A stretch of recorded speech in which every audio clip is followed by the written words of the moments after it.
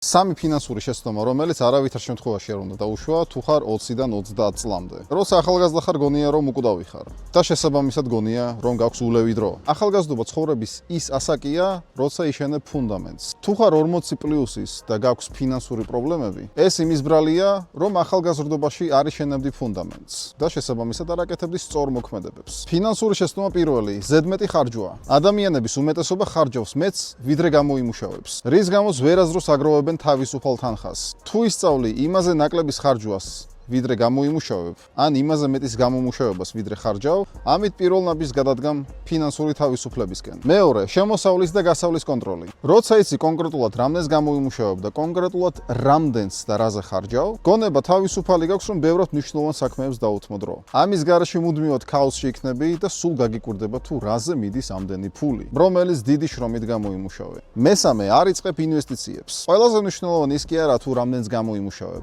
არამედ ის თუ რამდენი ფული რჩება ჯიბეში იმის შემდეგ, როცა ყველა ვალდებულებას დაფარავ. რობერტ კიოსაკი. როცა თანხას დებ ინვესტიციებში, ამით გვერდსაული ინფლაციას, ანუ ფულის გაუფასურებას. ყოველთვიური ინვესტიციებით ზუსტად 10 წლის შემდეგ საკუთარ ახალგაზრდა მეს ძალიან დიდ მადლობას გადავხდი. ასე რომ არ გადადო.